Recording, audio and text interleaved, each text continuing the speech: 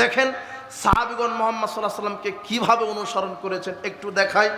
একদিন মুহাম্মদ সাল্লাল্লাহু আলাইহি সাল্লাম, আবু দাউদের 650 নম্বর হাদিস, সালাতে দাঁড়িয়ে সালাত আদায় করতে করতে দুই পায়ের জুতাটা খুলে ফেলেছে। জুতাটা যদি পবিত্র হয় তাহলে জুতা পরে সালাত চলবে, 5 ওয়াক্ত জানাজা সব। কথা বুঝেননি মনে হয়? ওই সময়তে বালি পাথর কংকরের মেঝে ছিল, তাই তারা জুতা পরেছে। এখন নয় আপনার টাইলস, এসি, মসজিদ, জুতা খুলে পড়বেন, কিন্তু জুতা পরেও সালাত আদায় করলে কি হয়ে যাবে যদি জুতা পাক থাকে। তো মুহাম্মদ সাল্লাল্লাহু আলাইহি সাল্লাম জুতা পরে সালাত শুরু করেছেন, পিছনে সাহাবার সবার পায়ে জুতা। এখন মুহাম্মদ সাল্লাল্লাহু আলাইহি সাল্লাম সালাত আদায় করতে করতে জুতা খুলে দিয়েছেন। জিবরাইল এসে বলছেন, মুহাম্মদ সাল্লাল্লাহু আলাইহি সাল্লাম আপনার জুতাতে নাপাকি লেগে আছে, খুলে ফেলেন। তো মুহাম্মদ সাল্লাল্লাহু আলাইহি সাল্লাম খুলে ফেললেন। এখন সাহাবীগণও দেখতে পেলেন যে তিনি জুতা কি করেছেন, খুলেছেন। সাহাবায়ে কেরাম তারাও সালাত অবস্থায় সবাই তাদের জুতা খুলে ফেলেছেন। সালাত শেষ করে মুহাম্মদ সাল্লাল্লাহু আলাইহি সাল্লাম বলছেন, মুহাম্মদ সাল্লাল্লাহু আলাইহি সাল্লাম সামনে যেভাবে দেখতে পান পিছন থেকে ওইভাবে দেখতে পান, সামনে যেভাবে দেখতে পান পিছন থেকে ওইভাবে দেখতে পান। তো মুহাম্মদ সাল্লাল্লাহু আলাইহি সাল্লাম সালাত শেষ করে বলছেন, কি ব্যাপার তোমরা জুতা খুলে দিলে কেন? তখন সাহাবীরা বলছেন, আপনাকে দেখেছি জুতা খুলতে, তাই আমরাও খুলে দিলাম। অনুসরণ। তখন মুহাম্মদ সাল্লাল্লাহু আলাইহি সাল্লাম বলছেন, বিষয়টা হলো এই যে আমাকে জিবরাইল এসে বললেন আপনার জুতাতে নাপাকি আছে, তাই খুলে ফেললাম। তো তোমাদের জুতাতে তো নাপাকি নেই। কিন্তু সাহাবীরা তো গায়েব জানে না। কথা বুঝেননি মনে হয়? কিন্তু সাহাবীগণ অনুসরণ করলেন। ওমর রাদিয়াল্লাহু আনহু হাজর আসওয়াদের কাছে গেছেন, ফাকাব্বালাহু, এরপরে চুমা খেলেন। চুমা খাওয়ার পরে বলছেন যে ইন্নী আলামু আন্নাকা হাদারুন, আমি তো জানি তুমি একটা পাথর, লা তাদুররু ওয়া লা তানফাউ, তুমি উপকারও করতে পারো না ক্ষতিও করতে পারো না। লাউ লা রাআইতানি আন্নান নবী সাল্লাল্লাহু আলাইহি ওয়াসাল্লাম ইউকাব্বিলুক মা কাব্বালতুক, শোনো আমি যদি মুহাম্মদ সাল্লাল্লাহু আলাইহি ওয়াসাল্লামকে তোমাকে চুম্বন খাওয়া না দেখতাম আমিও তোমাকে চুম্বন করতাম না। মুহাম্মদ চুমা দিয়েছে তাই আমি দিলাম। তার মানে সাহাবীগণ রাসূল সাল্লাল্লাহু আলাইহি ওয়াসাল্লামকে কিভাবে অনুসরণ করেছেন। মুহাম্মদ সাল্লাল্লাহু আলাইহি ওয়াসাল্লাম একটা কথা বলতে দেরি, তারা মানতে দেরি করেননি। দেখেন খয়বারের যুদ্ধের দিনে খয়বার বিজয় হয়েছে, সাহাবীগণ ক্ষুধার্ত, সাহাবীরা গৃহপালিত গাধা জবহ করে রান্না উঠিয়ে দিয়েছে, মশলা তেল সব দিয়েছে। আরে ডেকচি থেকে টকবগে গোস্ত ফুটছে টকবক করে, রান্না রেডি, সাহাবীদের নাকে ঘ্রাণ চলে এসেছে গোস্তের। ক্ষুধার্ত সাহাবীগণ এখন খাবে, ডেকচি থেকে গোস্তটা নামিয়ে এখন খাওয়া শুরু করবে। এমন সময় মুহাম্মদ সাল্লাল্লাহু আলাইহি ওয়াসাল্লাম বলছেন, আমি মুহাম্মদ সাল্লাল্লাহু আলাইহি ওয়াসাল্লাম গৃহপালিত গাধার গোস্ত খাওয়া হারাম করে দিলাম। কথা বলতে দেরি, ক্ষুধার্ত সাহাবী লাথি মেরে ডেকটাকে রাস্তায় ফেলে দিলেন। আপনি হলে বলতেন যে ইয়া রাসূলুল্লাহ, অপচয় করা তো শয়তানের কাজ, যেহেতু রান্না হয়ে গেছে অন্তত আজকের দিনটা খেয়ে নি। কথা বুঝেননি মনে হয়? মুহাম্মদ সাল্লাল্লাহু আলাইহি ওয়াসাল্লামের একটা কথা তিনি বলতে দেরি, সাহাবীরা মানতে দেরি করেননি। এরপর আরেকটা দেখেন, এটা হলো 4199 নম্বর হাদিস, বুখারীর 2464 নম্বর হাদিস। আনাস রাদিয়াল্লাহু আনহু বলছেন, আমি আবু তালহার বাড়িতে মদ পরিবেশন করছিলাম, তখন মদ জায়েজ ছিল, সবাইকে দিচ্ছি গ্লাসে ঢেলে পেয়ালাতে ঢেলে, সবাই খাচ্ছে। এমন সময়তে মুহাম্মদ সাল্লাল্লাহু আলাইহি ওয়াসাল্লামের পক্ষ থেকে ঘোষণা আসলো, শোনো আল্লাহ আজ থেকে মদ হারাম করেছেন। কথা কানে যেতে দেরি, যাদের হাতে গ্লাস ছিল ফেলে দিয়েছে, মুখে ছিল কুলি করেছে, যারা খেয়েছিলেন তারা আঙুল ঢুকিয়ে বমন করে ফেলে দিয়েছেন। শুধু কথা আসতে দেরি, মানতে কি করেননি। আর আপনি 20 বছর ধরে শুনছেন যে বিড়ি সিগারেট জর্দাগুল হারাম, আপনি শুনেন যত খানও তত বেশি, আপনি টাটকা একটা মুনাফিক। আপনি 20 বছর ধরে শুনছেন সুদ হারাম, এখন আপনি সুদ খান। আরে আপনি তো খান মসজিদ মাদ্রাসার সভাপতি সেক্রেটারি, এরা হলো বিড়িখুর সিগারেটখুর জর্দাখুর ঘুষখুরি আবাখুর আর হারামখুর এক একটা। এ ওয়াজও শুনে সুদও খায়, আর ইমানের 5 পয়সা দাম আছে? ও 20 বছর ধরে শুনছে সুদ হারাম, 20 বছর ধরে শুনছে ওই নারীটা বেপরদায় চলে জাহান্নাম। যুবক, তুমি 20 বছর ধরে বক্তব্য শুনছো, দাড়ি ছেড়ে দিতে হবে, প্যান্ট টাকনুর উপরে করতে হবে।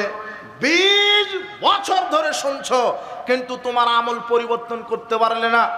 20 বছর ধরে তোমার কানে আজান আসে, হাইয়া আলাস সালাহ, হাইয়া আলাল ফালাহ, আসো সালাতের দিকে, তুমি এখনো মসজিদ মুখী হতে পারলে না। আফসোস, 20 বছর ধরে তুমি শুনছো দাড়ি ছেড়ে দিতে হবে, প্যান্ট টাকনুর উপরে করতে হবে, বিড়ি সিগারেট এগুলি হারাম, খেলে পরিণাম জাহান্নাম, হারাম খেলে জাহান্নামে যেতে হয়, হারাম দেহ জান্নাতে যাবে না। 20 বছর ধরে আপনি শুনছেন, অথচ আপনি আমল করছেন না। কিন্তু সাহাবীগণের 20 বছর নয়, 20 সেকেন্ড দেরি হয়নি। রাসূল সাল্লাল্লাহু আলাইহি সাল্লাম থেকে কিছু শোনার পরে সেটা মানতে কত সেকেন্ড দেরি হয়নি? 20 সেকেন্ড।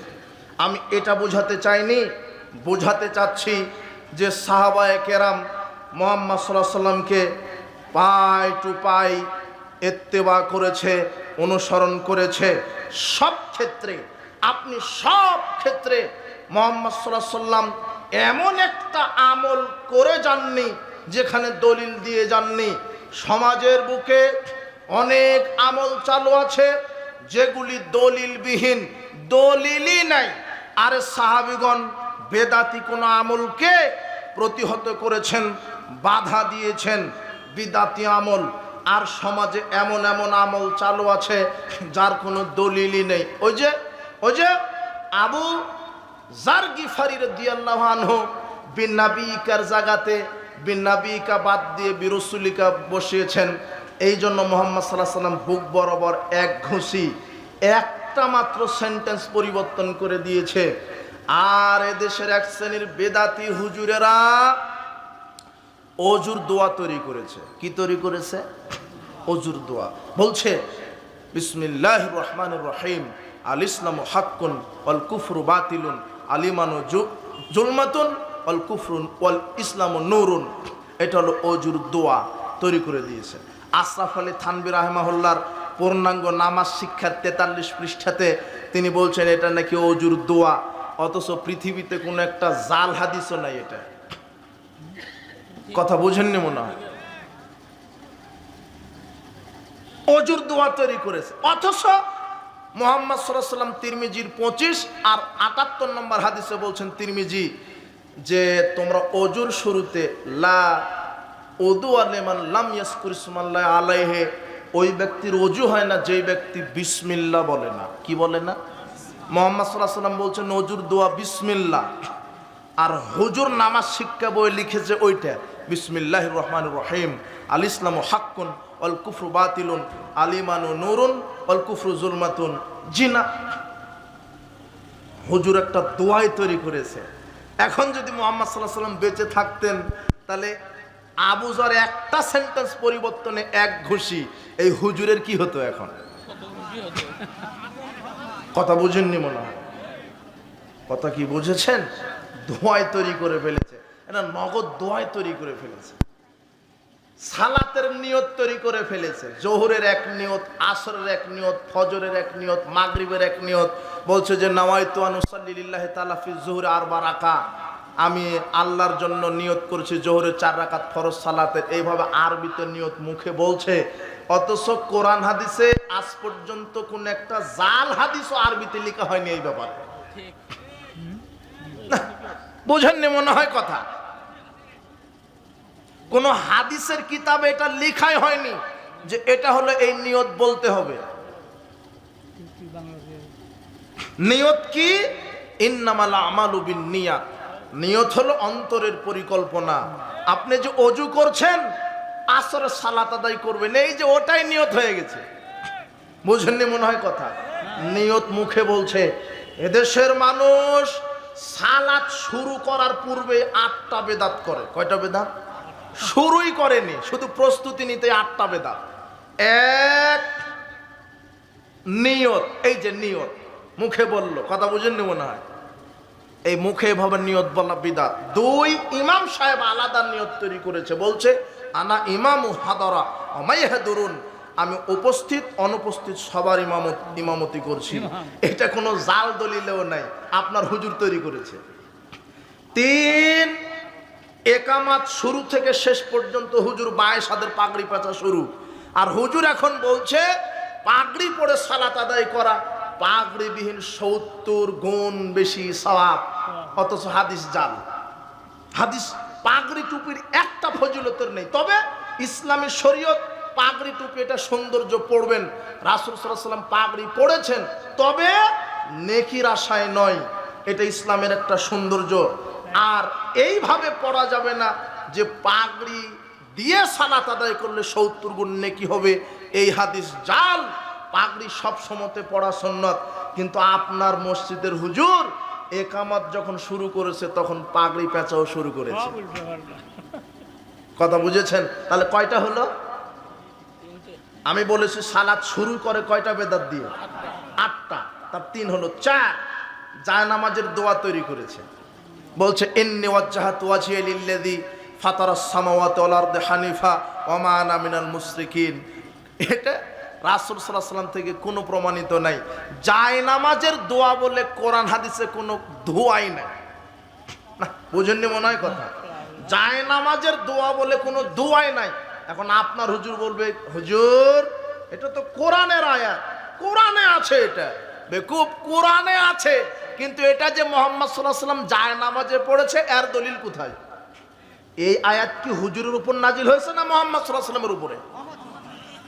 তো তার মুখ থেকে তো বলা থাকা লাগবে। আপনি যে একটা আমল করবেন তার কি থাকা লাগবে? দলিল। মনে নাই? ওমর রাদিয়াল্লাহু আনহু বলছেন এই 3 বার সালাম দিয়েছো, এর কি পেশ করো? দলিল। তা আপনি যে বলছেন এটা হলো জায়নামাজের দোয়া, তাহলে মুহাম্মদ সাল্লাল্লাহু আলাইহি ওয়াসাল্লাম থেকে কি থাকা লাগবে? দলিল। যদি দলিল না থাকে তাহলে আমল বাতিল। যত সুন্দর করেই বলেন ইন্নী ওয়াজ্জাহাতু ওয়াজহিয়া লিল্লাযী, যত সুন্দর করে বলেন আমল বাতিল। কথা বুঝেননি মনে হয়? যেহেতু কে পড়েনি, কার পক্ষ থেকে প্রমাণ নেই, এটা কার তরিকা নয়, আল্লাহ রাসূলের। 4টে। 5 নম্বর বিদাত কদ কামাতিস সালাহ, কদ কামাতিস সালাহ আকামাল্লাহু আদামাহা, এইটা বলা বিদাত।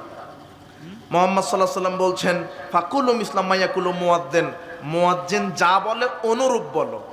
মুয়াজ্জিন যা বলে অনুরূপ। কদ কামাতিস সালাহ, কদ কামাতিস সালাহ, এর জবাবে কি বলবেন? কদ কামাতিস সালাহ, কদ কামাতিস সালাহ। তবে হাইয়া আলাস সালাহ, হাইয়া আলাল ফালাহ এই জায়গাতে বলেছেন তোমরা বলো লা হাওলা ওয়ালা কুওয়াতা ইল্লা বিল্লাহ। কথা বুঝেছেন কি? 5টা। 6 নম্বর বেদাত আশহাদু আন্না মুহাম্মাদুর রাসূলুল্লাহ সাল্লাল্লাহু আলাইহি ওয়াসাল্লাম। এই যে 2 আঙ্গুলে চুমু দিয়ে চোখ মাসা করে বলছো সাল্লাল্লাহু আলাইহি ওয়াসাল্লাম, জি না, আঙ্গুলে চুমু দিয়ে চোখ মাসা করা বিদাত। কেন? কার থেকে প্রমাণিত নয়? মুহাম্মদ সাল্লাল্লাহু আলাইহি ওয়াসাল্লাম থেকে। কার থেকে প্রমাণিত নয়? মুহাম্মদ সাল্লাল্লাহু আলাইহি ওয়াসাল্লাম থেকে। এইভাবে সালাত শুরুর পূর্বেই বেদাত দিয়ে চালু হচ্ছে। 6 নম্বর হলো, তাই না? 7 নম্বরটা যে কি? 8 নম্বর আছে। ও 7 নম্বর হচ্ছে মুয়াজ্জিন ইকামত দেওয়ার পূর্বে বলছেন আপনারা উঠেন, কাতার সোজা করেন। অথচ ইকামত মানেই দাঁড়ানো। ইকামত মানে কি? আপনারা মসজিদে ঢুকে সালাত আদায় করে বসে থাকবেন, মুয়াজ্জিন সাহেব কাউকে না জানিয়ে না বলে যখন জামাতের সময় হয়ে যাবে তিনি ইকামত দেওয়া শুরু করবেন। আল্লাহু আকবার, আল্লাহু আকবার, আশহাদু আল্লা ইলাহা ইল্লাল্লাহ, আশহাদু আন্না মুহাম্মাদুর রাসূলুল্লাহ। তখন মানুষেরা বলবে ইকামত শুরু হয়েছে, এখন জামাতের জন্য কি করতে হবে? কিন্তু মুয়াজ্জিন ইকামত দেওয়ার আগে বলছে আপনারা দাঁড়ান, কাতার সোজা করেন। তারপরে মুয়াজ্জিন কি দিচ্ছে? আর আরেকটা বিদআত হচ্ছে মুয়াজ্জিন তো এটা বলছে অথচ এটা ইমাম সাহেবের দায়িত্ব। ইমাম সাহেব বলবে মুয়াজ্জিন যখন ইকামত দিবে, এরপরে ইমাম সাহেব মুক্তাদিদের দিকে তাকিয়ে বলবে আকিমু সুফুফাকুম ওয়া তারাসসু হাযা বাইনাল মানাকিব ওয়া সুদ্দুল খালাল। মুয়াজ্জিন যখন ইকামত দেওয়া শেষ, ইমাম সাহেব কিবলার দিকেই থাকবেন। মুয়াজ্জিন ইকামত দেওয়া সাথে সাথে ইমাম সাহেব মুসল্লির দিকে মুখ ঘুরে বলবেন, আকিমু সুফুফাকুম, তোমরা কাতার সোজা করো, হাযু বাইনাল মানাকিব, কাঁধে কাঁধ লাগিয়ে দাঁড়াও, ওয়াসুদ্দুল খলাল, পরস্পরের দুই পায়ের মাঝের জায়গা ফাঁকা বন্ধ করে দাঁড়াও। এটা কে বলবে? ইমাম বলবে। ইমাম সবই বলে যে সোজা হয়ে দাঁড়ান, মোবাইল ফোন বন্ধ করে দাঁড়ান, কিন্তু আপনার ইমাম বলতে পারে না পায়ের সাথে পা মিলিয়ে দাঁড়ান, এটা বলতে পারে না। কেন? এটা বললেই তো তাদের মাযহাবের বিরুদ্ধে চলে গেল। এটা হাদিসে যতই থাক তাদের মাযহাবে নাই, তাই তারা মানে না। একটু খুব মনোযোগ, এখন আলোচনা একটু গভীরের দিকে যাচ্ছে, খুব খেয়াল করে শুনবেন। কিভাবে? ইমাম সাহেব বলছে, ইমাম সাহেব বলবে, কাতার সোজা করুন, কাঁধে কাঁধ মিলিয়ে দাঁড়ান, দুই পায়ের মাঝের জায়গা পরস্পরের যেটা ফাঁকা জায়গা সেটা বন্ধ করুন। এটা বলে না কেন? এদেশের হাজারো মসজিদে সালাত আদায় হয় রসুলের তরিকার উল্টা সালাত। এদেশের হাজারো মসজিদে মানুষ সালাত আদায় করে, সালাত রসুলের সুন্নাহ অনুযায়ী আদায় করে না। যখন জামাতে কাতারে দাঁড়াচ্ছে তখন দেখবেন সবাই 4 আঙ্গুল আধাত ফাঁকা রেখে দাঁড়ায়, অথচ 4 আঙ্গুল আধাত ফাঁকা রেখে কাতারে দাঁড়াতে হবে, একটা জাল হাদিসও নেই। কি আছে? আবু দাউদ 666। কি বলছেন আল্লাহর নবী? আকিমু সুফুফাকুম, কাতার সোজা করবে যখন জামাতে দাঁড়াবে, হাযু বাইনাল মানাকিব, কাঁধে কাঁধ মিলিয়ে দাঁড়াবে, ওয়াসুদ্দুল খলাল, পরস্পরের মাঝের ফাঁকা জায়গা বন্ধ করে দাঁড়াবে, ওয়ালিনু বিআইদি ইখওয়ানিকুম, ভাইয়ের হাতের সাথে হাত মিলিয়ে দাঁড়াবে, ওয়ালা তাজারু ফুরুজাতিন লিশ-শাইতান, শয়তানের জন্য পায়ের মাঝে 4 আঙ্গুল আধাত ফাঁকা রাখবে না। মান ওয়াসালা সাফফান ওয়াসালাহুল্লাহ, যে ব্যক্তি পায়ের সাথে পা মিলিয়ে দাঁড়াবে আল্লাহ তাকে বিচার মাঠে কাছে টেনে নেবেন। ওমান কাতা সাফফান কাতাহুল্লাহ, আর যে ফাঁক করে দাঁড়াবে আল্লাহ তাকে বিচার মাঠ থেকে পৃথক করে দিবেন। এটা আবু দাউদের 666 নম্বর হাদিস। মুহাম্মদ সাল্লাল্লাহু আলাইহি ওয়াসাল্লাম বলছেন পায়ের সাথে পা কি করে দাঁড়াতে হবে, আর আপনি 4 আঙ্গুল ফাঁকা রেখে দাঁড়িয়েছেন। এটা মুহাম্মদ সাল্লাল্লাহু আলাইহি ওয়াসাল্লামের তরিকা নয়। পরস্পরের 2 পা, নিজের 2 পা না, কথা বুঝেননি মনে হয়। পরস্পরের 2 পা কি করে দাঁড়াতে হবে? মিলিয়ে। এরপরে তিনি বলছেন, দেখেন 667 তার নিচের হাদিসটাই, আনাস রাদিয়াল্লাহু আনহু বলছেন রাসূল সাল্লাল্লাহু আলাইহি ওয়াসাল্লাম বলেছেন, রুসু সুফুফাকুম, তোমরা পরস্পর মিলে মিশে দাঁড়াও, অকারিবু বাইনাহা, আর একজনকে কাছে টেনে নাও। কিন্তু আপনি দেখবেন পা দিলেও পা টান দিয়ে সরিয়ে নেয়, আর মুহাম্মদ সাল্লাল্লাহু আলাইহি ওয়াসাল্লাম বলছেন কাছে টেনে নাও, আর আপনার হুজুর পা সরিয়ে দিচ্ছে। দেখেন, কাছে টেনে নাও। ওয়াহাজুল আনা, কাঁধে কাঁধ ঘাড়ে ঘাড় ঠেকিয়ে দাঁড়াও, কাঁধে কাঁধ ঘাড়ে ঘাড় ঠেকিয়ে দাঁড়াও। আর কি করো? ফাওয়াল্লাযী নাফসি বিয়াদিহি, আল্লাহর কসম করে বলছি, ইন্নী লারাশ শাইতান ইয়াদখুলু মিন খালালিস সাফ কান্নাল হাযাব।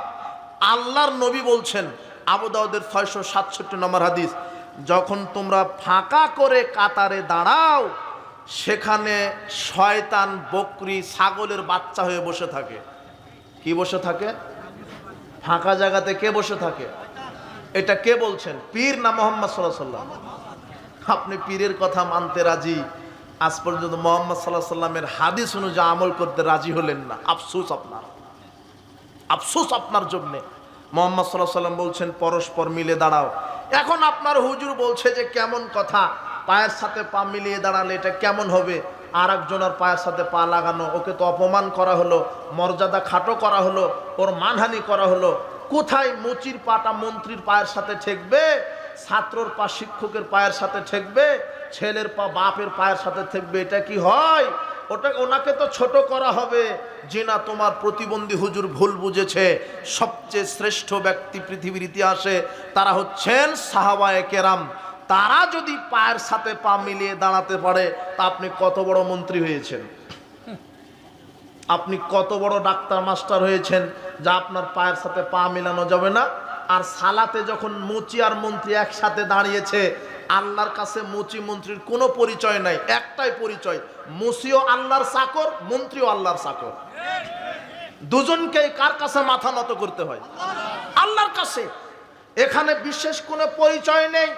সালাতে কে ধনী কে গরিব, কে মুচি কে মেথর, কে মন্ত্রী কে এমপি, সবাই আল্লাহর গোলাম। পায়ের সাথে পা মিলিয়ে দাঁড়াতে হবে, এটাই রাসূলের সুন্নাহ।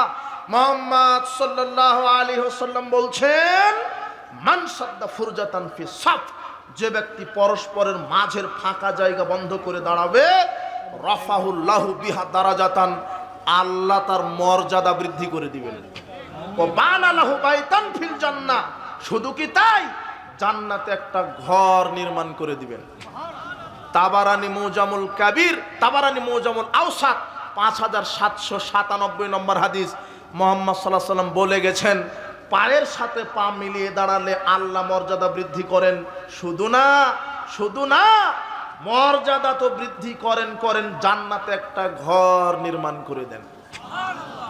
রাসূলের সুন্নাহ, আপনাকে যে আমলি করবেন সেটাতে রাসূলের সুন্নাহ দ্বারা প্রমাণিত থাকতে হবে। যদি রাসূলের সুন্নাহ অনুযায়ী আপনার আমল না হয়, আমল বাতিল। ফজরের সালাত আদায় করতে গেছেন, হুজুর বলেই দিয়েছে যে আগে সুন্নাত পড়তেই হবে, তারপরে ফরজ 2 রাকাত পড়তে হবে, ছাড়া কোনো উপায় নাই। এখন আপনি গিয়ে দেখছেন জামাত শুরু হয়ে গেছে, এখন আপনি সুন্নাত শুরু করে দিয়েছেন। হুজুর বলে দিয়েছে আগে সুন্নাত, ফরজের পরে কি পড়া যাবে না? ফরজের পরে কি পড়া যাবে না? সুন্নাত। ওটা জামাত হচ্ছে, এ তাড়াহুড়া করে নিজের সুন্নাতটা পড়তে এটাও ঠিক মতো পড়তে পারলো না, জামাতও ধরতে পারলো না। কি কৌশলে আপনার সালাতকে নষ্ট করে দিচ্ছে। অথচ মুহাম্মদ সাল্লাল্লাহু আলাইহি ওয়াসাল্লাম মসজিদে নববীতে বসে আছেন, জামাত শেষ হয়ে গেছে, একজন সাধারণ লোক জামাতে মসজিদে প্রবেশ করে 2 রাকাত সুন্নাত পড়ার সুযোগ পায়নি।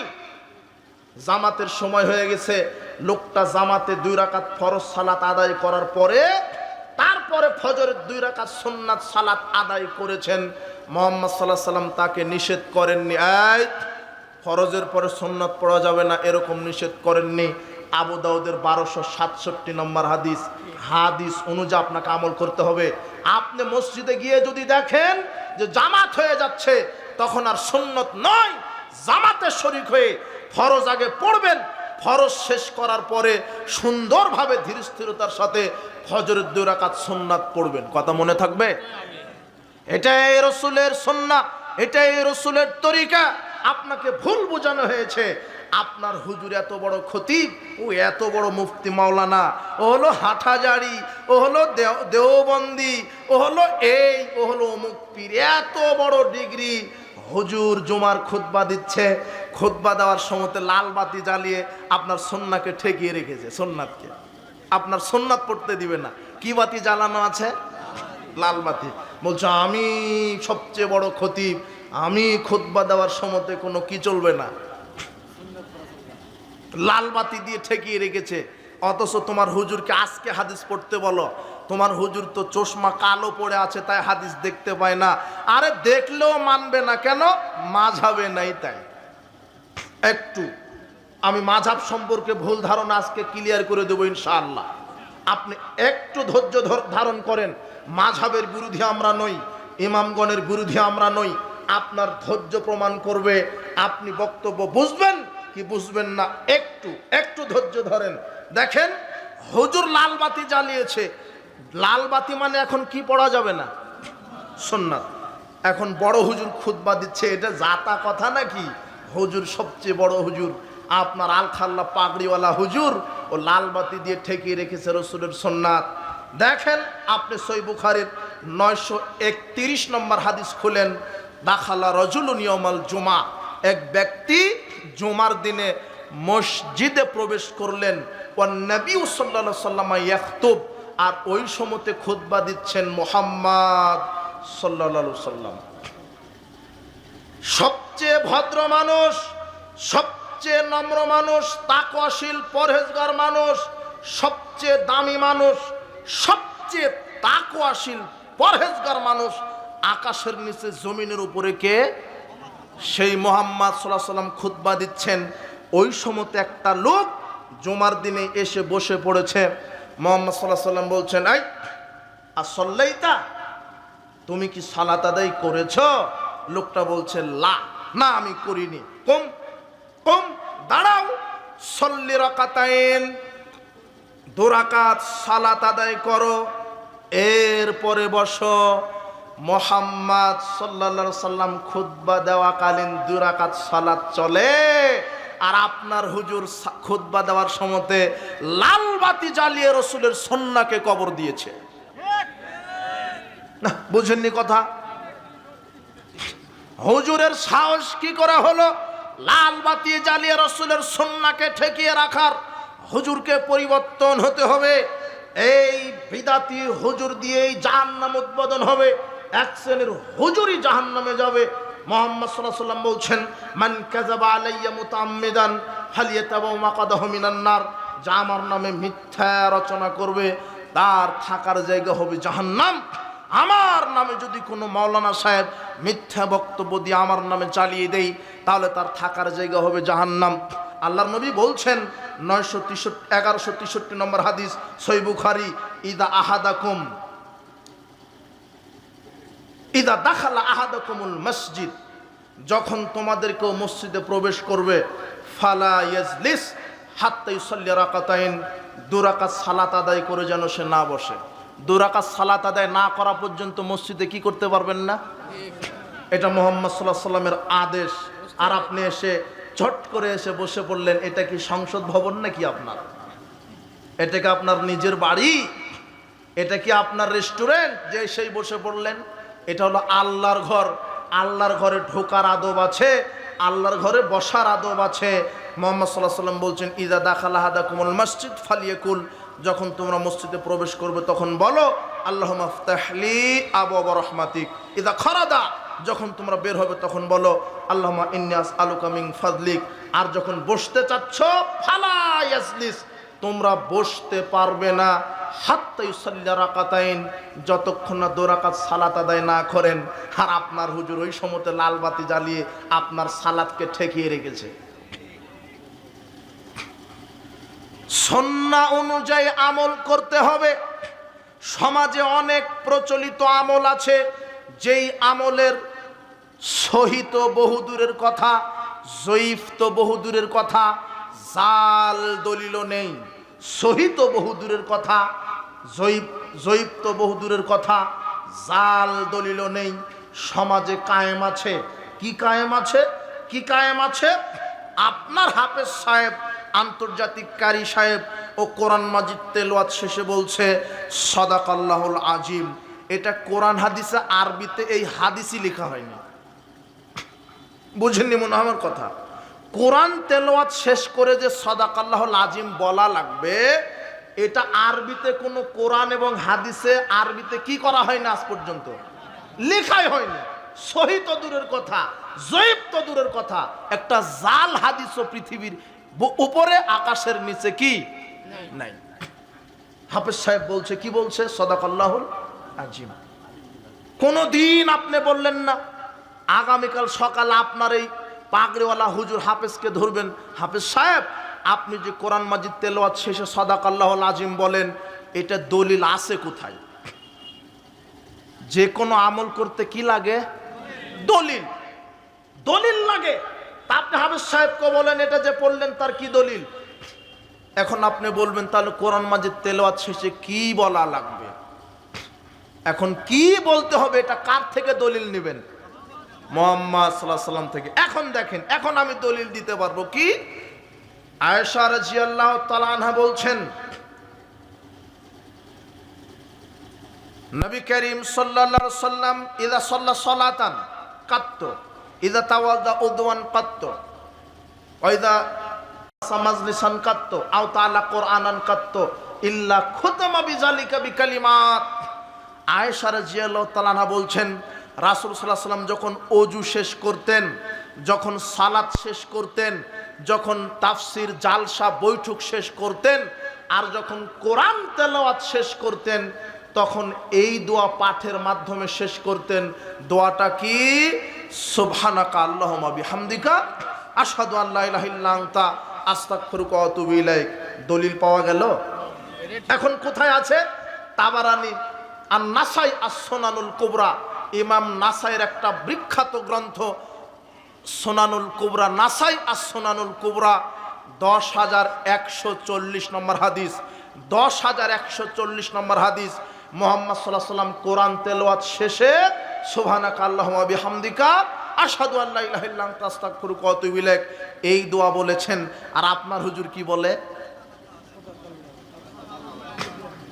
তাহলে হুজুরকে বলেন যে হুজুর আপনি যে দোয়াটা বললেন কোথায় আছে দোয়া? বুঝেননি মনে হয় কথা। কথা বুঝেছেন কি? আপনার যে আমলি করেন দলিল। এখন আপনার হুজুর সমাজে নারী পুরুষের সালাতকে আলাদা করেছেন, বলছে নারী পুরুষের সালাত আলাদা। নারী হাত বাঁধবে বুকের ওপরে, পুরুষ হাত বাঁধবে নাভির নিচে। আপনার হুজুর বলে কি বলে না? বলে।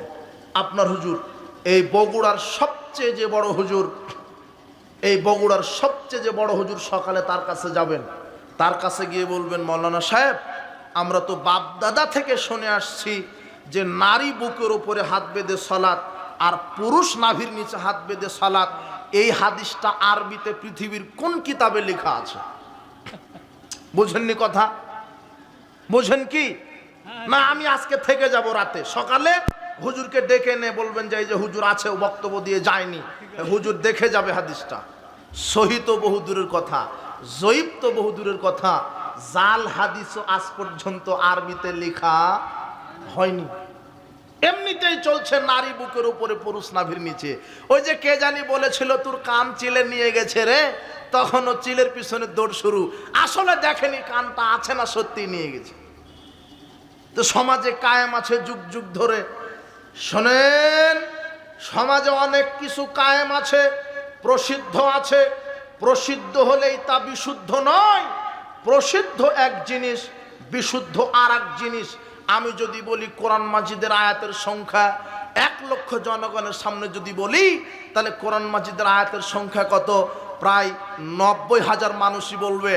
90,999 জন লোক বলবে যে কোরআন মাজিদের আয়াত 6,666টি, কিন্তু আসলে যে 6,236টি। কথা বুঝেননি কথা? সবাই জানে 6,666। এটা হলো সমাজে প্রসিদ্ধ। আর বিশুদ্ধ কি?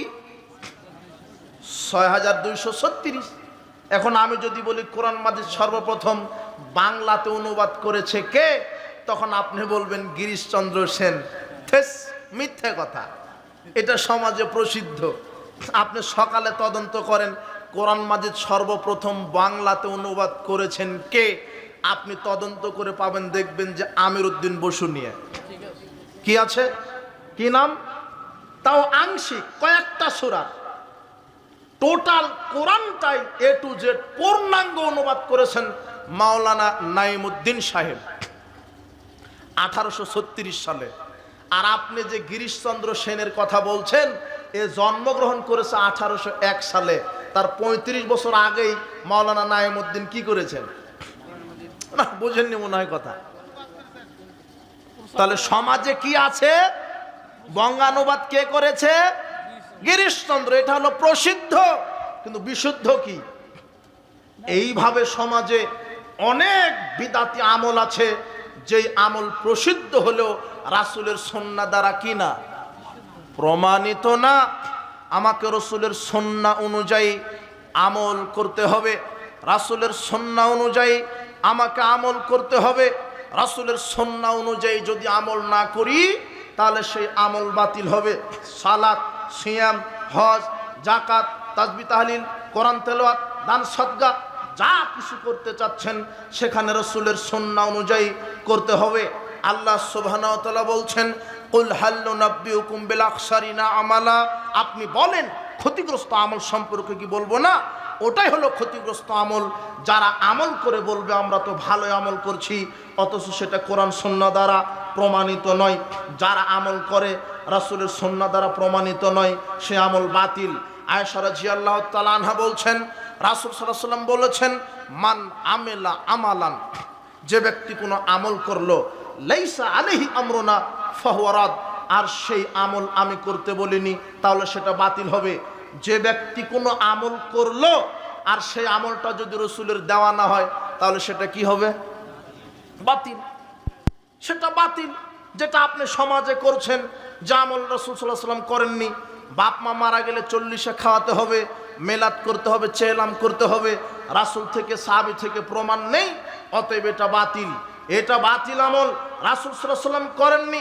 40-এ আপনার চেহলাম, মেলাদ, কিয়াম রাসূল সাল্লাল্লাহু আলাইহি ওয়াসাল্লাম থেকে প্রমাণিত নয়, অতএব এগুলি বাতিল। আর কি আমল করেন? সমাজে অনেক আমল করছেন। মাগরিবের পরে 6 রাকাত সালাতুল আওয়াবিন পড়লে ও নাকি জান্নাত ওয়াজিব হয়, এটা এই হাদিস ঠিক নয়। আপনার ফজরের পরে সূরা হাশরের শেষ 3টি আয়াত তেলাওয়াত করলে 70 জন ফেরেশতা নাজিল হয়ে আপনার জন্য দোয়া করে, আর ওই দিন মারা গেলে শহীদ হিসেবে আল্লাহ কবুল করে নেবেন। এই হাদিস দঈফ, আমলযোগ্য নয়। মুহাদ্দিসগণ বলে গেছে। আশ্চর্য কথা, ফজিলতের বয়ান করতে করতে এক শ্রেণীর মুহাদ্দিস, এক শ্রেণীর মাওলানা সাহেব এমন ফজিলত মেরে দিয়েছে, বলছে যে কুলুকের ঢিলা যার যত বড় হবে, মিজানের দাড়ি পাল্লাতে তার নেকি ভারী তত বেশি হবে। কুলুকের ঢিলা বলছে যে আগে কুলুক নিতে হবে, তারপরে পানি, অথচ হুজুর মিথ্যা বলছেন। মুহাম্মদ সাল্লাল্লাহু আলাইহি ওয়াসাল্লাম বলছেন, যখন সূরা তাওবার 108 আয়াত নাজিল হলো, ফিহি রিজালুন, কুবাতে কিছু লোক আছে, তারা কি করে?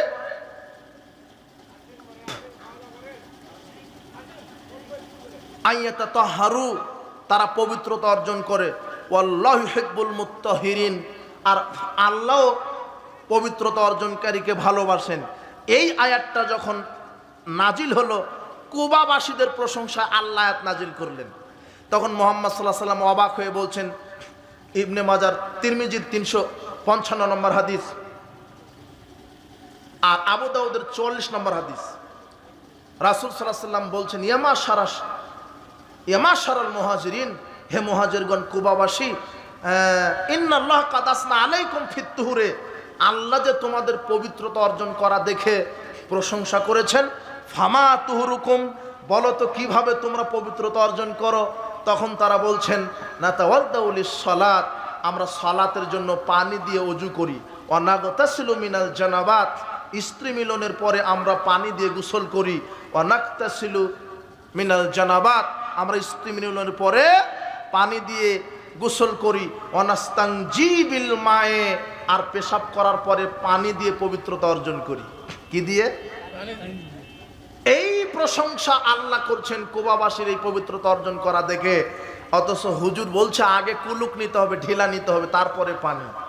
জি না, পানির বিকল্প ঢিল টিস্যু, কথা বুঝেননি মনে হয়। পানি নেই, সেক্ষেত্রে কি নেবেন? কুলুক বা ঢিলা টিস্যু, যা হোক, কিন্তু পানি থাকা অবস্থায় কি নিতে হবে? পানি। এটাই সাহাবীদের আমল। আপনার হুজুর আপনাকে ভুল বুঝিয়েছে। শুধু কি তাই, হুজুর বলছে যে কুলুক নিয়ে 40 কদম হাঁটতে হবে, না হলে টপ করে পানি পড়ে গেলে সমস্যা হবে। তো মুহাম্মদ সাল্লাল্লাহু আলাইহি ওয়াসাল্লাম বলছেন যে দুধের বাচ্চা ছেলে যদি হয়, তার পেশাব যদি পোশাকে লেগে যায়, পানি ছিটিয়ে দিলেই হবে, ওই পোশাকে সালাত। কিন্তু দুধের মেয়ে বাচ্চার পেশাব যদি পোশাকে লেগে যায়, তাহলে শুধু পানি ছিটিয়ে দিলে হবে না, ওইটুকুন ধুয়ে ফেলতে হবে। তো পুরুষের পেশাবের অপবিত্রতার হার বেশি না নারীর পেশাবের?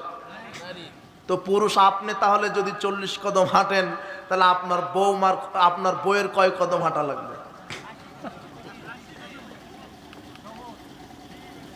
আশ্চর্য কথা, কি শরীয়ত! আর হুজুরও বলছে যে কুলুকের ঢিলা বড় হলেই নেকির পাল্লা ভারী। এখন হাজী সাহেব এই আমল করার জন্যই হজের ব্যবস্থা করেছে। কি? হাজী সাহেব হজ করতে গিয়ে পেশাব করতে বসে উহুদ পাহাড়কে ব্যবহার করছে কুলুকের ঢিলা। হাজী সাহেব বলছে, হাজী সাহেব আপনি কি করলেন? আপনি উহুদ পাহাড়কে ঢিলা ব্যবহার করলেন, মানে কুলুক। তখন বলছে, মৌলানা সাহেব বলেছে যে কুলুকের ঢিলা যত বড়, মিজানের পাল্লায় নেকি ভারী তত বেশি। আল্লাহ আমাকে বিচার মাঠে নেকির পাল্লাতে উহুদ পাহাড় উঠিয়ে দিবেন। এই যে মিথ্যা ফজিলতের ধোঁকা, মিথ্যা ধোঁকায় পড়ে মিথ্যা বাতিল বানোয়াট আমল। শোনেন, মুহাম্মদ সাল্লাল্লাহু আলাইহি ওয়াসাল্লাম বলছেন, পেশাব করার পরে তোমরা ওযু করো। পেশাব করার পরে ইদা বালা তাওয়াদ্দা। আয়েশা রাদিয়াল্লাহু তাআলা বলছেন, রাসূল সাল্লাল্লাহু আলাইহি ওয়াসাল্লাম পেশাব করতেন, এরপরে ওযু করতেন, এরপরে ওযু করার পরে লজ্জাস্থান বরাবর পানি ছিটিয়ে দিতেন। ভুলেও যদি এক ফোঁটা পেশাব পড়েও যায়, এই পানি ছিটিয়ে দেওয়ার কারণে আপনি পবিত্রই থেকে যাবেন। কিন্তু কুলুক নেওয়ার পরে যদি বের হয়, তারপরে দায়িত্ব কে নেবে বলেন? কথা বুঝেননি? কুলুক আবিষ্কার করেছে এক শ্রেণীর হুজুর, আর মুহাম্মদ সাল্লাল্লাহু আলাইহি ওয়াসাল্লাম বলছেন ওযু শেষে লজ্জাস্থানে কি ছিটিয়ে দাও? পানি ছিটিয়ে। কাটটা মানবেন আপনি? রাসূল সাল্লাল্লাহু আলাইহি ওয়াসাল্লামের তরিকা, রাসূল সাল্লাল্লাহু আলাইহি ওয়াসাল্লামের সুন্নাহ আপনাকে মেনে আমল করতে হবে। বলছিলাম উপস্থিত বৈঠকের মুসলিম দিনী ভাই বোন, রাসূল সাল্লাল্লাহু আলাইহি ওয়াসাল্লামের তরিকায় সালাত, নারী পুরুষের সালাতের কোনো পার্থক্য নেই। নারী বাঁধবে বুকের উপরে হাত, পুরুষও বাঁধবে বুকের উপরে হাত। নারী যেভাবে রুকু করবে, পুরুষও সেভাবে রুকু করবে। পুরুষ যেভাবে সেজদা করবে, নারীও সেভাবে সেজদা করবে। পুরুষ সেজদা করবে লম্বাভাবে, নারীও করবে লম্বাভাবে। কিন্তু অধিকাংশ মা বোন সেজদা করে, দেখবেন 4 হাত পা একসাথে লাগিয়ে দিয়েছে, 2 হাঁটুর সাথে 2 কোণ লাগিয়ে দিয়ে 2 হাতের বাহুটা মাটির সাথে লাগিয়ে দিয়েছে। একেবারে বিড়াল অথবা কুকুর যেভাবে শুয়ে থাকে, এইভাবে দেখবেন সেজদা করেছে আপনার স্ত্রী, আপনার বোন, আপনার মেয়ে। জিনা সালাত হয়নি। মুহাম্মদ সাল্লাল্লাহু আলাইহি ওয়াসাল্লাম বলছেন, সল্লু কামা রাআইতুমুনি উসাল্লি, তোমরা ওইভাবে সালাত আদায় করো যেভাবে আমাকে দেখছো তোমরা। মানে নারী পুরুষ সবাই। কোরআন হাদিস থেকে নারী পুরুষের সালাতের মৌলিক কোনো পার্থক্য পাবেন না, কিন্তু আপনার হুজুর ভাগ করে দিয়েছে। মুহাম্মদ সাল্লাল্লাহু আলাইহি ওয়াসাল্লাম বলছেন, তোমরা সেজদা করো এমনভাবে যেন তোমাদের পেটের নিচ দিয়ে ছাগলের বাচ্চা চলে যেতে পারে। কিন্তু আপনার স্ত্রী এমনভাবে সেজদা করেছে যে পিঁপড়া যাওয়ার ক্ষমতা রাখে। নারী পুরুষের সালাতের কোনো পার্থক্য নেই। নারীরাও সালাত আদায় করবে 5 ওয়াক্ত ফরজ সালাত একামাত দিয়ে। কথা বুঝেননি মনে হয়? একামাত দিয়ে আপনার স্ত্রী বাড়িতে সালাত আদায় করবে। নারীরাও মাগরিব এশা ফজর রাত্রির 3 ওয়াক্তের সালাত সরবে কেরাত করবে। সরবে মানে আলহামদুলিল্লাহ রাব্বিল আলামিন আর রহমানির রহিম মালিক ইয়াউমিদ্দিন। কি রাত্রের সালাত মসজিদে আপনি সরবে কেরাত করেন না? তা আপনার স্ত্রী নীরবে করবে কেন? কোনো আলাদা নেই, সেম। তবে নারীর কণ্ঠ হবে নিম্ন স্বরে, উচ্চ স্বরে নয়, যাতে বাহিরে চলে না যায়। কেননা নারীর কণ্ঠটাও পর্দা। কথা বুঝেছেন? আপনার স্ত্রীও সরবে কোরআন তেলাওয়াত করে সালাত আদায় করবে। নারী পুরুষের সালাতের কোনো পার্থক্য নেই। নারী পুরুষের সালাতের কোনো পার্থক্য নেই। উপস্থিত বৈঠকের মুসলিম দিনী ভাই বোন, রাসূল সাল্লাল্লাহু আলাইহি ওয়াসাল্লামের সুন্নাহ অনুযায়ী যদি আপনি আমল না করেন, ওই আমল বিদআত হবে। রাসূল সাল্লাল্লাহু আলাইহি ওয়াসাল্লাম বলছেন, মান আমিলা আমালান, যে ব্যক্তি কোনো আমল করলো লাইসা আলাইহি আমরুনা, সে আমলের নির্দেশনা আমার পক্ষ থেকে যদি না থাকে ফাওয়ারাত, তাহলে সেটা বাতিল হবে। আপনি সালাম দিচ্ছেন, 2 হাত 3 হাত 4 হাতে মুসাফা করছেন কেন? আল্লাহর নবী বলছেন পরস্পরের 2 হাতে মুসাফা করো। আবু দাউদের 5212 নম্বর হাদিস। পরস্পরের 2 হাত, আপনার 1 হাত আর ওনার 1 হাত, 2 হাত, 3 হাত 4 হাতে নয়। মুহাম্মদ সাল্লাল্লাহু আলাইহি ওয়াসাল্লাম বলছেন পরস্পরের 2 হাতে যদি মুসাফা করে সালাম বিনিময় করো, পরস্পরের 2 হাত পৃথক হওয়ার পূর্বেই তোমাদের বিগত সব পাপ আল্লাহ ক্ষমা করে দিবেন।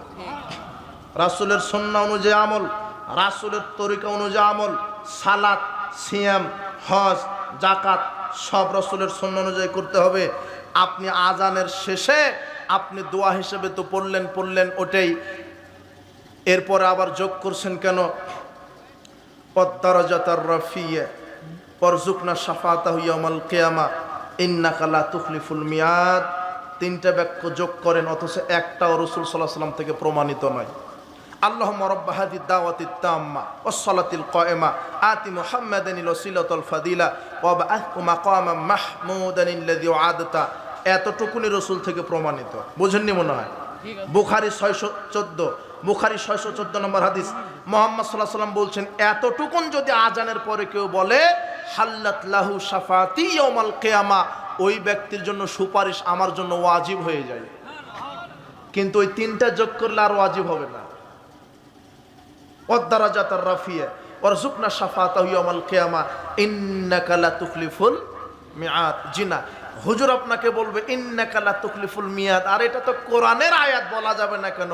বলা যাবে না এই জন্যে, কে বলেনি? তোমার হুজুর বলছে মিনহা খালাকনাকুম ওয়া ফিহা নুঈদুকুম ওয়া মিনহা নুখরিজুকুম তারাতান উখরা, আর এটা তো কোরআনের আয়াত, মাটি দেওয়ার সময় বলা যাবে না, মানে বলা যাবে না এই জন্য, কে বলতে বলেনি? মুহাম্মদ সাল্লাল্লাহু আলাইহি ওয়াসাল্লাম। কথা বুঝেছেন? যে কোনো ভালো আমল করতে হবে বিসমিল্লাহ বলে, সেই ক্ষেত্রে আপনি মাটি দিবেন শুধু কি বলে? বিসমিল্লাহ। বিসমিল্লাহ বলে 3 মুষ্টি মাটি দেন, মাথার দিক থেকে পায়ের দিকে দিতে থাকেন বিসমিল্লাহ বলে। কিন্তু মিনহা খালাকনাকুম যতই কোরআনের আয়াত হোক, মাটি দেওয়ার সময়তে বলা যাবে না, যেহেতু কে বলেনি, বলতে বলেনি মুহাম্মদ সাল্লাল্লাহু আলাইহি ওয়াসাল্লাম। আপনাকে সুন্নাহ বুঝতে হবে, রাসূল সাল্লাল্লাহু আলাইহি ওয়াসাল্লামের তরিকা বুঝতে হবে। শুনেন, যে কোনো আমল, ফর্মুলা, কোয়ালিটি, যে কোনো আমল করতে গেলে 5টি জিনিস দেখবেন। কয়টি? 5টি। যে কোনো আমল করতে, যে কোনো আমলের পূর্বে 5টা জিনিস দেখবেন। 1 স্থান, জায়গা। 2 পরিমাণ। 3 সময়। 4 কারণ। 5 পদ্ধতি। কয়টা? যে কোনো আমল করবেন, ওই আমল করার পূর্বে 5টা দেখতে হবে। প্রথমে কি বললাম? স্থান। স্থান কিভাবে? আপনি হজ করবেন, বায়তুল মুকাররম 7 তবক দিলেই হজ হয়ে যাবে, তাই না? বায়তুল মুকাররমে গেলে 7 তবক দিলে হজ হয়ে যাবে না? বুঝেন আমার কথা, বুঝেন? কেন হবে না? আপনার হুজুর যে বলছে টঙ্গীর মাঠে গেলে হজ, টঙ্গীর মাঠে কেন? টঙ্গীর মাঠে কেন? কাবা ঘর গিয়েও 7 তবক দিয়ে সাফা মারওয়া সাই করলেও হজের 1 নেকিও হবে না। মুহাম্মদ সাল্লাল্লাহু আলাইহি ওয়াসাল্লাম বলছেন 1 সেকেন্ডের জন্য হলেও আরাফার মাঠে পা দিতে হবে। কোথায় পা দিতে হবে? আরাফার মাঠে পা না দেওয়া পর্যন্ত 1 তিল পরিমাণ হজ হয়নি। সে জায়গাতে আপনার হুজুর বলছে টঙ্গীতে গেলে হজ। তার মানে হজ করতে স্থান দরকার, কি জায়গা, বুঝেন? কিছু বুঝেন? তার মানে কাবা ঘর তওয়াফ করতে হবে, সাফা মারওয়া সাই, এরপরে 1 সেকেন্ডের জন্য হলো কোথায় যেতে হবে? এটা স্থান, এটা স্থান। তোমার হুজুরকে প্রশ্ন করছে যে মক্কা মদিনা থেকে মানুষ টঙ্গীর মাঠে আসে কেন? অবশ্যই কোনো ফজিলত আছে। তখন হুজুর বলছে বাংলাদেশে একটা কিতাব আছে, বই আছে, দাওয়াতে তাবলীগ।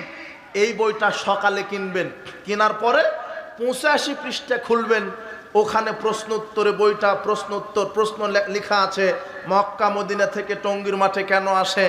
এখন উত্তরে আপনার হুজুর উত্তর দিচ্ছে, টঙ্গীর হুজুর, তোমার তাবলীগের হুজুর হলো উত্তর দিচ্ছে কি, যে কাবা ঘরে 1 রাকাত সালাত আদায় করলে নেকি হয় 1 লক্ষ গুণ, আর টঙ্গীর মাঠে সালাত আদায় করলে নেকি হয় 49 কোটি গুণ।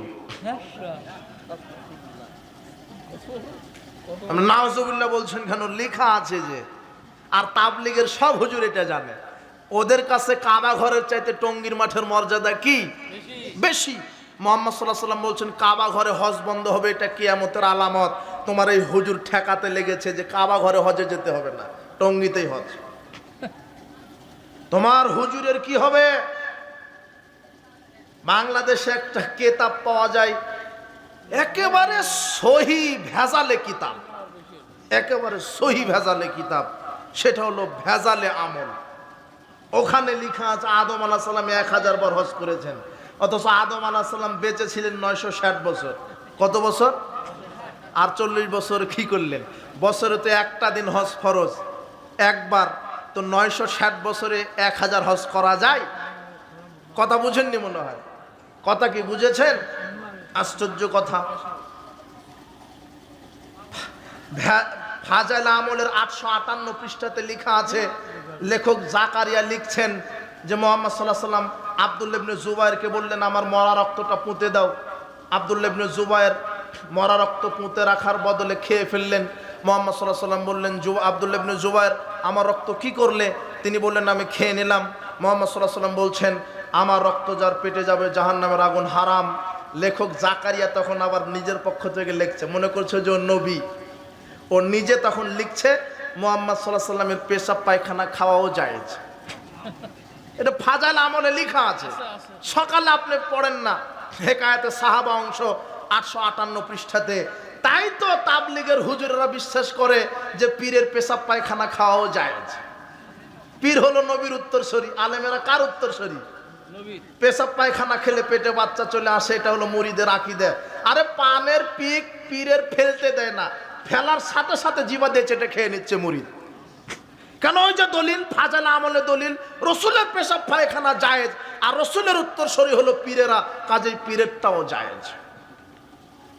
দেখেন সমাজে এরকম ভণ্ডামি চালু আছে, শিরকের নামে, বিদাতের নামে খানকা মাজার পূজা চালু আছে, শিরক চালু আছে, বিদাতে আমল চালু আছে।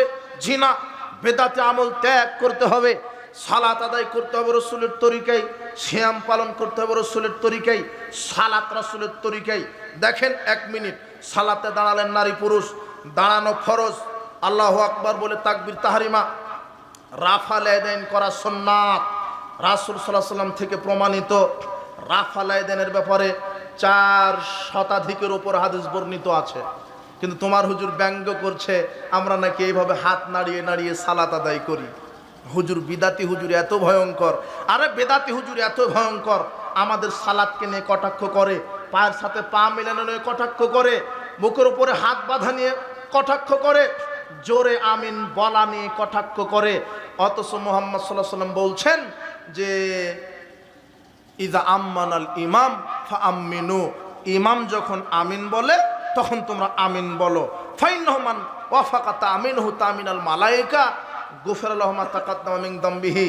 ইমাম যখন আমিন বলে তোমরা তখন আমিন বলো। কেন? ওই সমস্ত ফেরেশতারাও আমিন বলে। তোমাদের 3 দলের 3 জনেরা আমিন যদি একসাথে মিলে যায়, আল্লাহ তোমাদের বিগত সব পাপ ক্ষমা করে দিবেন। জোরে আমিন বলতে হবে, এটাই সুন্নাত। রাফা লাইদাইন করতে হবে, এটাই সুন্নাত। 3 অথবা 4 রাকাত বিশিষ্ট সালাতে 4 জায়গাতে রাফা লাইদাইন করতে হয়। কয় জায়গায়? একবার তাকবীরে তাহরিমার সময়তে, গনেন কয়বার হলো? রুকুতে যাওয়ার সময়তে, রুকু থেকে সামি আল্লাহু লিমান হামিদা বলার পরে একবার। কয়বার হলো? 3 বার। 2 রাকাত শেষে বৈঠকের পরে 3য় রাকাতে যখন উঠলেন তখন আবার রাফা লাইদাইন করে হাত বাঁধা। কয় জায়গায় হলো? 4 জায়গায় রাসূল সাল্লাল্লাহু আলাইহি ওয়াসাল্লাম থেকে প্রমাণিত। কিন্তু রাফা লাইদাইন করার কারণে আমাদের সালাতকে নিয়ে এই প্রতিবন্ধী মাওলানারা ব্যঙ্গ করেনি, এরা হলো প্রতিবন্ধী। জোরে আমিন বলা নিয়ে ব্যঙ্গ করে।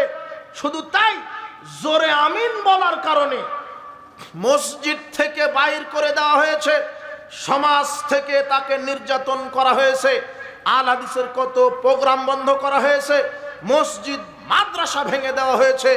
এত জুলুম অত্যাচার, এরপরেও আহলে হাদিস কোরআন এবং সহিহ সুন্নাহর উপরে কায়েম থাকবে।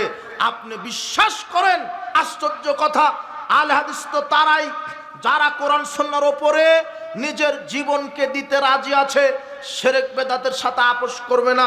আহলে হাদিস তারাই যারা কবর পূজা, মাজার পূজা, খানকা পূজা, পীর পূজা, উসিলা পূজায় বিশ্বাস করে না। মেলাদ, কিয়াম, চেহলাম, ফরজ সালাতের পরে, জানাজার পরে, সভা সমিতির পরে, বিবাহের অনুষ্ঠানের পরে সম্মিলিত মোনাজাত, তাসবিহ দানায় তসবিহ টিপা, কোরআন তেলাওয়াত, সাদাকাল্লাহুল আযীম, আপনার চেহলাম, মেলাদ, কিয়াম, হালুয়া রুটি, এগুলি বিশ্বাস করে না, আমল করে না। কেন? এগুলি রাসূল সাল্লাল্লাহু আলাইহি ওয়াসাল্লাম থেকে প্রমাণিত নয়, রাসূল সাল্লাল্লাহু আলাইহি ওয়াসাল্লাম থেকে প্রমাণিত নয়। আহলে হাদিস ঈদের সালাত 12 তাকবীর আদায় করে, রাসূল সাল্লাল্লাহু আলাইহি ওয়াসাল্লাম থেকে প্রমাণিত। তোমার হুজুর বলছে আমি যদি 2টা ডানা থাকতো মদিনায় উড়ে যেতাম। তোমার হুজুর মদিনায় যেতে চায়, কিন্তু তোমার হুজুর মদিনার আমল করতে চায় না, মদিনার আমল করতে চায় না। এই বেদাতি যারা বাংলাদেশে জোরে আমিন, রাফা লাইদাইন, 12 তাকবীর ঈদের সালাত আদায় করার কারণে মসজিদ ভেঙে দিচ্ছে, মাদ্রাসা বন্ধ করছে, এরা যদি সুযোগ পায় এরা কাবা ঘর ভেঙে দিবে। কোন ঘর ভেঙে দিবে? আচ্ছা, আহলে হাদিসের মসজিদটা ভেঙে দিচ্ছে কেন? অপরাধ জোরে আমিন বলে এরা, আউয়াল ওয়াক্তে সালাত আদায় করে। আরে ওরা আসরের আজান দেয় 4:30টায়, আর আমরা সালাতি আদায় করি 3:30টায়। কথা বুঝেননি মনে হয়। কাজেই ওরা ফিতনাবাজ আহলে হাদিস, মসজিদ ভেঙে দাও। কিন্তু সৌদি আরব, রসুলের দেশ, মক্কা মদিনা, তারাও তো আউয়াল ওয়াক্তে সালাত আদায় করছে, তারা তো জোরে আমিন বলছে, তারা তো রাফাল আদান করছে, তারা তো পায়ের সাথে পা মিলাচ্ছে, তারা তো 12 তাকবীরদের সালাত আদায় করছে। তার মানে এই সেম অপরাধে যদি তারা বাংলাদেশের মসজিদ মাদ্রাসা ভেঙে দিতে পারে, এরা কাবা ঘরও ভেঙে দিতে পারে এরা। কথা বুঝেননি? আর এই হুজুর বলছে আহলে হাদিসেরা মসজিদে নারীকে নিয়ে যায় ধর্ষণ করার জন্য। কিন্তু ওরা এই মসজিদে হিল্লার নামে একেবারে হালাল করে ছেড়ে দিল। বুঝেননি মনে হয় কথা? কি শয়তানের পরিকল্পনা আর আল্লাহর মায়ের। আমরা নাকি মসজিদে মহিলাদেরকে ধর্ষণ করার জন্য নিয়ে যাই। আরে প্রতিবন্ধী হুজুর, তুমি যে কাবা ঘরে হজ করতে নিয়ে যাও, তো তোমার বউ ওখানে ধর্ষণ হয় না? বলছে যে এরা ফিতনা সৃষ্টি করছে, এরা ফিতনাবাজ, এই মসজিদে নারীকে নিয়ে গেছে, এরা ফিতনাবাজ। ফিতনা বাজারে গেলে ফিতনা হয় না? ওই ব্যাপারে বক্তব্য নাই। বাজারে নারী যেতে পারবে না, অথচ আপনার সব বাজার ঘাট করছে আপনার স্ত্রী, আপনি এর বিরুদ্ধে বক্তব্য দিচ্ছেন না। নারী কেন বাজারে যাবে? নারী বাজারে যাবে কেন? নারী ঘরের বস্তু ঘরে পড়ে থাকবে, নারী ঘরের বস্তু ঘরে পড়ে থাকবে, নারী বাজারে যাবে না। আশ্চর্য কথা, আপনাকে এটা বলিনি রাসূল সাল্লাল্লাহু আলাইহি ওয়াসাল্লামের কথা মেনে চলতে হবে। আমি বলিনি যে নারী মসজিদে গিয়ে সালাত আদায় করতে বাধ্য। নারীদের জন্য বাড়ি উত্তম, তবে যদি তারা মসজিদে যেতে চায় বাধা দেওয়া যাবে না। এটা আল্লাহর নবী বলেছেন, সহিহ বুখারী 873 নম্বর হাদিস। আল্লাহর নবী বলছেন, ইজাস্তাজানাত আহাদুকুম ইমরাতুন, শোনো, যদি তোমাদের স্ত্রী তোমাদের কাছে অনুমতি চায় মসজিদে গিয়ে সালাতের, ফালা ইয়ামনাহা, তাহলে তোমরা তোমাদের স্ত্রীকে বাধা দিও না। এটা কে বলছেন? বুখারীর 873 নম্বর হাদিস। কিন্তু আপনি মসজিদে নারীদেরকে আটকালেন, মানে আশ্চর্য কথা। মসজিদ হচ্ছে দিন শিকার একটা মাধ্যম। অন্তত জুমার দিনে ইমাম সাহেব সারগর্ভ বক্তব্য দেয়, জুমার দিনে মেয়েরা গিয়ে খুতবা শুনবে, জামাতে সালাত আদায় করবে, এটা কতই না সুন্দর। আপনি নারীকে আটকালেন, মানে মুহাম্মদ সাল্লাল্লাহু আলাইহি ওয়াসাল্লাম বলছেন নারী যদি যেতে চায় তাহলে বাধা দেওয়া যাবে। আপনি বাধা দিলেন মানে কি ক্ষমতা আপনার? কি এমন ক্ষমতা হলো? রাসূলের কথাকে ওভারটেক করে আপনি চলছেন, মানে রাসূলের সুন্নাহকে আপনি মূল্য দিচ্ছেন না। শোনেন, যদি আপনি এরকম সমাজে বেদাতি আমল জোর করে চাপিয়ে দেওয়ার চেষ্টা করেন, এই আমলের পরিণাম জাহান্নাম। বেদাতে যে করে, বেদাতের আমল কবুল হয় না।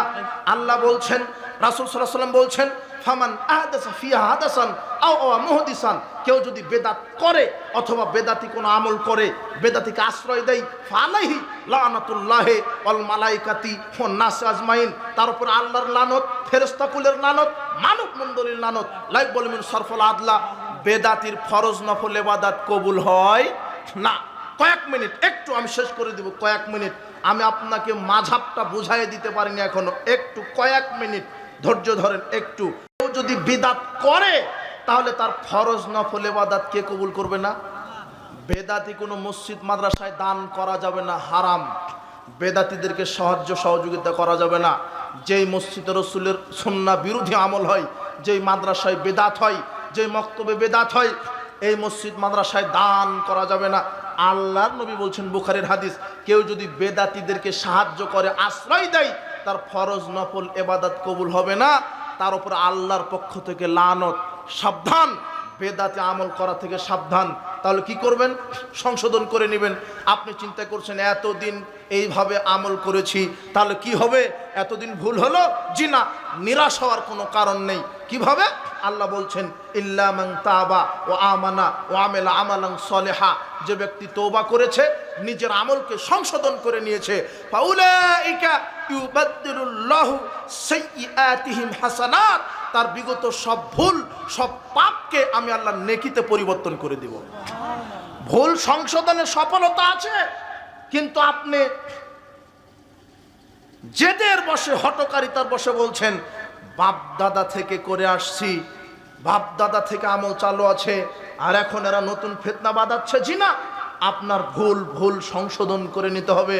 সম্মানিত উপস্থিতি, বলছিলাম যে মাযহাবের দোহাই দিয়ে সমাজে যেটা চালু আছে, শোনেন, ইমামগণের নামে সমাজে যেটা চালু আছে আসলে ইমামদের সাথে এর কোনো সম্পর্ক নেই। ইমাম আবু হানিফার নাম দিয়ে যারা বাংলাদেশে বলছেন হানাফি, যারা মাযহাবী বলছেন, তাদের অধিকাংশর আকীদা আল্লাহ নিরাকার, আল্লাহ সর্বত্র বিরাজমান, কিন্তু ইমাম আবু হানিফার এই আকীদা নয়। ইমাম আবু হানিফাও বিশ্বাস করেন আল্লাহর আকার আছে, হাত আছে, পা আছে, নফস আছে। আল ফিকুল আকবার 66-67 পৃষ্ঠা খুলে দেখেন, ইমাম আবু হানিফা বলছেন ওয়াল্লাহু ইয়াদুন ওয়া ওয়াজহুন ওয়া নাফসুন কামা যাকারাল্লাহু তাআলা ফিল কোরআন। ইমাম আবু হানিফা বলছেন কোরআনে আল্লাহ নিজেই উল্লেখ করেছেন তার হাত, তার পা, তার নফসের কথা, এগুলি তার সিফাত গুণ। আল্লাহ কোরআনে উল্লেখ করেছেন কি?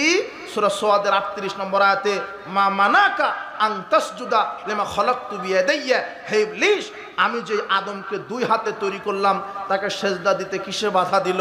আল্লাহর কয় হাত আছে?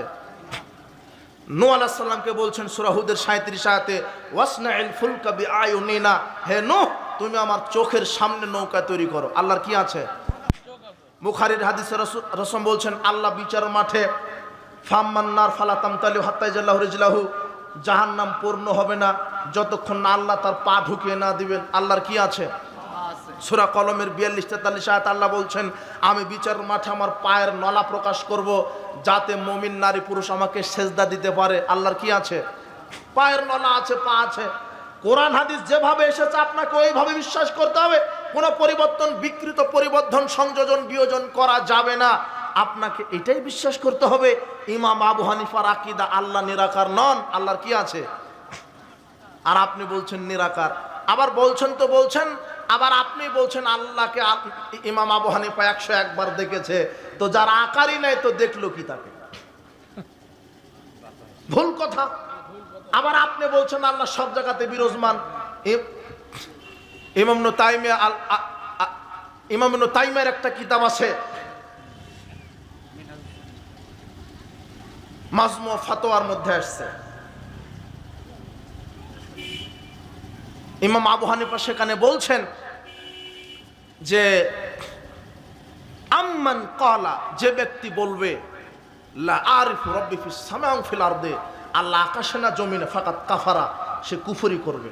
ইয়াকুলুল্লাহ, কারণ আল্লাহ বলেছেন আন্নাল্লাহ আর-রহমান আলাল আরশি ইস্তাওয়া, রহমান আরশে সমুন্নত। কোথায়? ইমাম আবু হানিফারও আকীদা আল্লাহ সর্বত্র নয়, আল্লাহ কোথায়? কোথায় সমুন্নত? তা আপনি কোন মার্কা হানাফি? তার মানে ইমাম আবু হানিফার নাম ভাঙিয়ে আপনি যে আকীদা পোষণ করেছেন এই আকীদার সাথে ইমাম আবু হানিফার 5 পয়সা সম্পর্ক নাই। এরপর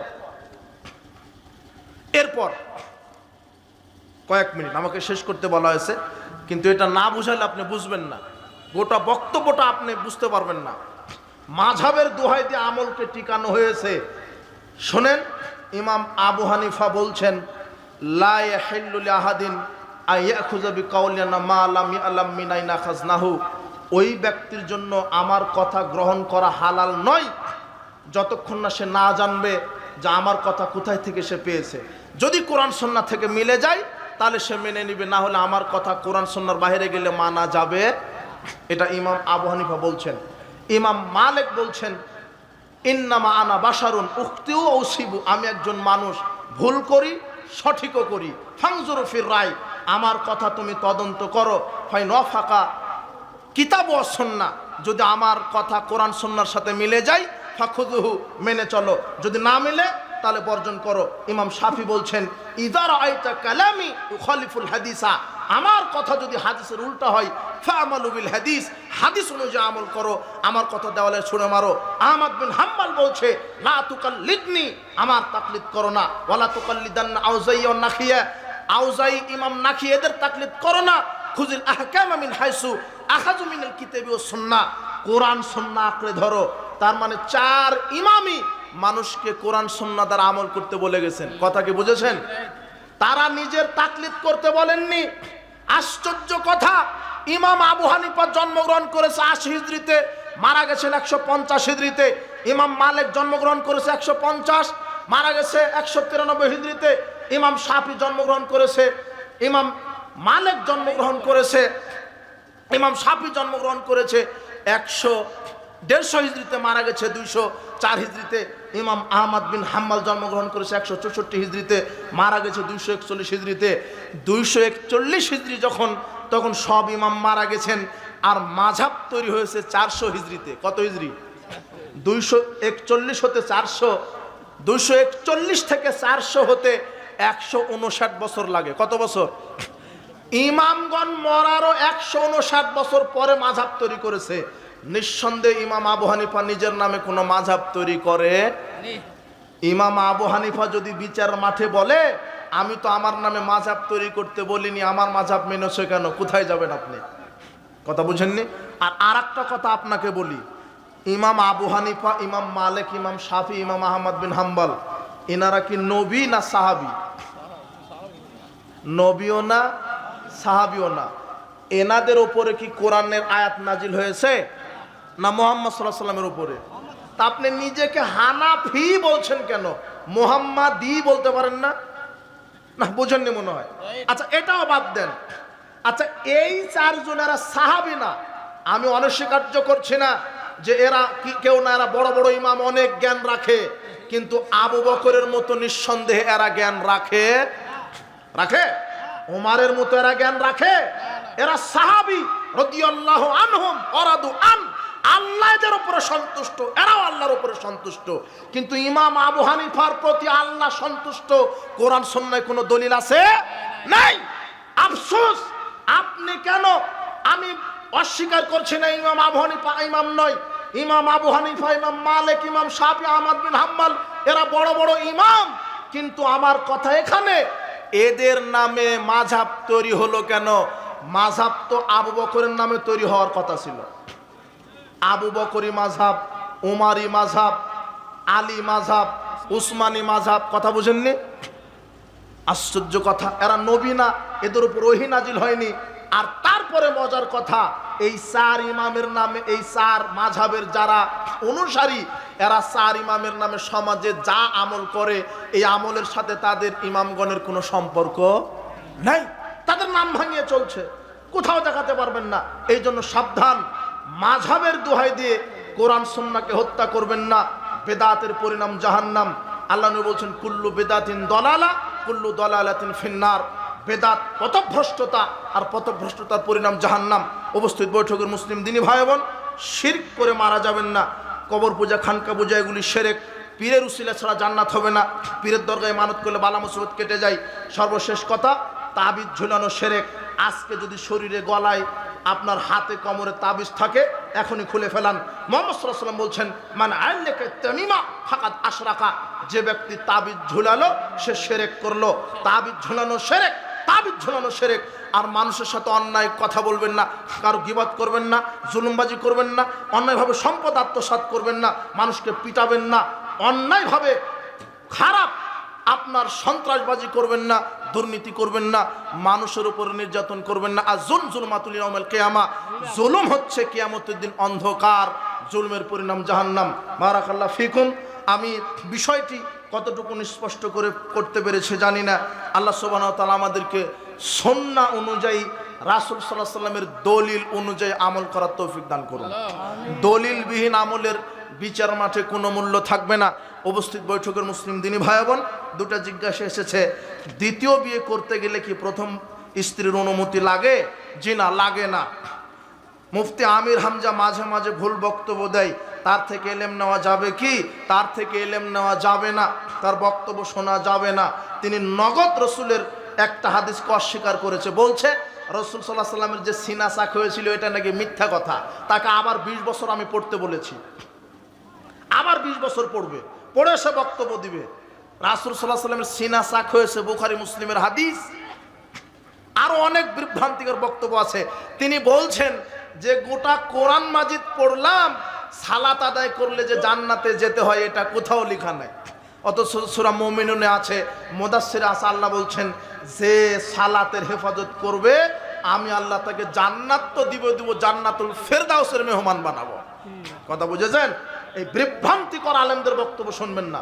তিনি ফিরে আসুক বক্তব্য থেকে, আল্লাহ তাকে সঠিক বোঝার, সঠিক আকীদা মানজ রাখার, বোঝার তৌফিক দান করুন। আমরা তার জন্য দোয়া রাখি, কিন্তু বিভ্রান্তমূলক বক্তব্য থেকে ফিরে আসবেন। দুই বোনকে একসাথে বিবাহ করা জায়েজ নেই। যদি একজন মারা যায় সেই ক্ষেত্রে দ্বিতীয় বোনকে একসাথে রাখা যাবে না, এটা হারাম। কোরআন মাজিদে এটা আল্লাহ হারাম করেছেন। সূরা নিসা 23 নম্বর আয়াতে বলছেন যে দুই বোনকে একসাথে বিবাহ করা নিষেধ, হারাম করে দিলাম। বারাকাল্লাহ ফিকুম, জাযাকুমুল্লাহ খায়ের। আজকে যারা এই উপস্থিত বই